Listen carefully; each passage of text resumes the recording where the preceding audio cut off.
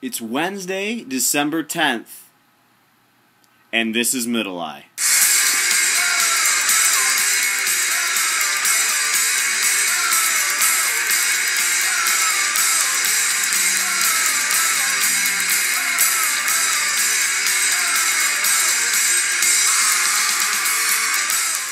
Happy Wednesday! Welcome back to Middle Eye. First off, in world news, India says, Pakistan, you better lay the smack down! For a world eager to see India and Pakistan climb down from the standoff that has included the threat of war between nuclear-armed rivals, India has one request: wait and see. Pakistan's decision to arrest the alleged architect of November 26 attacks on Mumbai is seen as a positive step, as is the announcement Wednesday that Pakistan would abide by the United Nations resolution outlawing Jamaat-ud-Dawa, the charity accused of being a terrorist front. But we all know Pakistan has repeatedly cracked down on militants only for its resolve to vanish when international pressure fades. We're going to be on the watch to look for an assurance this is not something being done just for cosmetic reasons. Irish pork gets the thumbs up. The Republic of Ireland will resume sales of pork and bacon following a food safety scare that prompted the recall of all Irish pork. Slaughterhouses that can demonstrate that their meat did not come from herds placed under restrictions will be allowed to sell pork. The meat will carry a label indicating the government considers it safe to eat. Guess who's back? Back again. That's right, Joe Plumber makes a comeback. Joe the Plumber is getting ready to release his new book. And in this book, he trashes John McCain. The very reason this guy is remotely famous to begin with. So he's got a book out. And post-election 2008, who doesn't have a book out? I'm thinking about writing a book. But Joe the Plumber is biting the hand that fed him. Book's not out yet, but he's promoting it. He went on Glenn Beck's radio program yesterday to discuss fighting for the American dream. What can we expect? The vaunted inside look at the campaign. Why? Because according to Joe, he's smarter than us. He said, I like to think I'm a little more educated than some out there in politics just because it's interesting to me. May be true because a lot of people really aren't interested in politics to begin with. Basically, he just rips John McCain in the whole thing, says that he was appalled by the whole campaign, yet he stuck around and used it to gain his own publicity.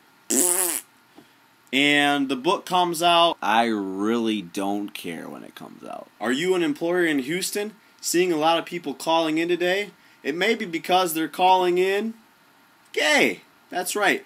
Participants are calling in gay, shuttering their businesses and closing their wallets as part of a national protest that aims to illustrate the impact of the gay community on the economy and boost the awareness of gay rights. Calling in gay. Hello.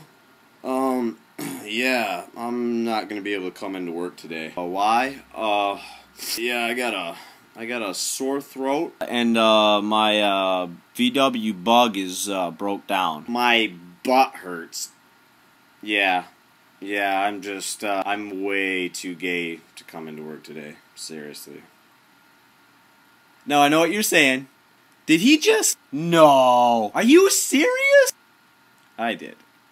In tech news, PlayStation Home Beta is set to launch tomorrow.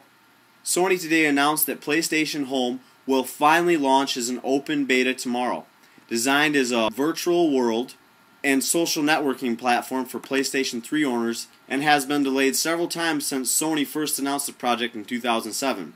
Basically, a virtual community home lets users live in a virtual world, create their own apartment, and personalize their living space with items like furniture, clothing, and gadgets. Gamers can communicate via voice over IP, play mini games, attend events, and explore game-related spaces.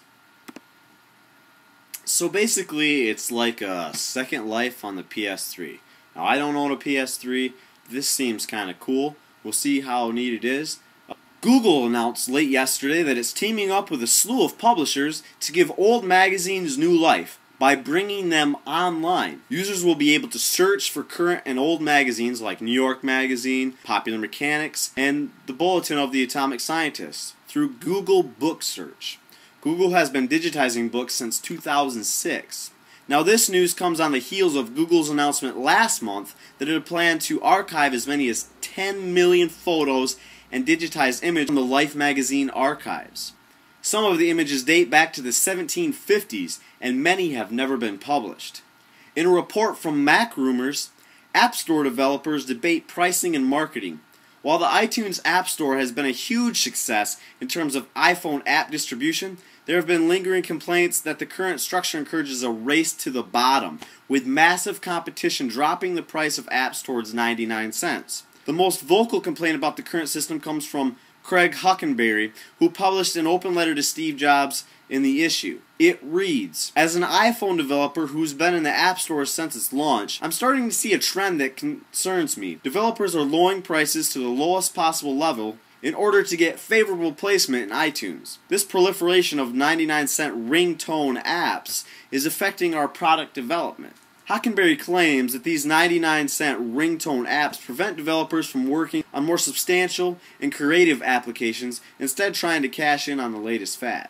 Jesse Farmer of 20 Bits, however, disagrees with the Hockenberry letter. He says, "Distribution and marketing aren't one and the same, and this tension is why developers are feeling pinched. Distribution is how, as in how do you get your product to the customer. Marketing is why, as in why do your customers want to buy your product." Farmer suggests that developers should look for creative ways outside the App Store itself to stimulate demand. He points out that lower prices aren't what convinces people to buy Beyoncé's album, but instead the multi-million-dollar marketing campaigns that surround the brand. I think Jesse is absolutely right. I don't think you should be developing apps even comparatively to anybody else. If you want to make a good app and you want us as iPhone users to buy those apps, just make a really impressive app. We will be willing to pay for it if it's what we really want. If I'm looking for something and it costs $5.99 and it's way better than something comparable at 99 cents, believe me, I will find it. Use strategies on the internet. There's things like YouTube reviewers, do advertisements on other apps. There's many apps that are free or cheap and they use advertisements in there. Advertise with those. They're perfect ways to get your apps out there. If you're making a good enough app, we're going to find it. If it's something that's going to challenge a demographic, you'll be able to sell it for what you need. Just market it better. Alright, this is the time I like to call the local news. This is for Michigan people only, but everybody else is free to listen as well. Michigan Governor Jennifer Granholm proposes $134 million in budget cuts. Jennifer Granholm's budget director said on Wednesday, $134 million in state government spending cuts, including the closure of a state prison in Ionia and a prison camp in Coldwater, will be made. The executive order was proposed at a legislative hearing Wednesday afternoon. House and Senate Appropriations Committees approved it quickly and overwhelmingly, with few lawmakers in dissent. The full legislature does not need to approve the order.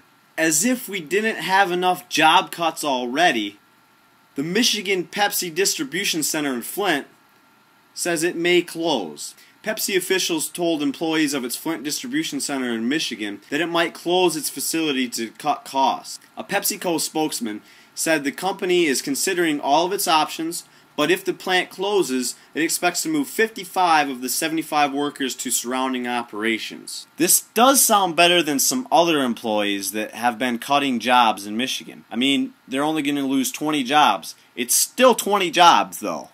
But it's better than all 75. I'm just hoping that all the employees will be able to make the moves to all these other distribution centers. You know, I have to say, and I think everybody's thinking it, especially if you're from Michigan, this just sucks. And that's the news for today, Wednesday, December 10th, 2008. Thank you for watching Middle Eye. Be sure to check out our blog at middleeye.blogspot.com. And as always, comment, rate, and subscribe. I thank you guys for watching. It's been a good ride. You guys have a good one.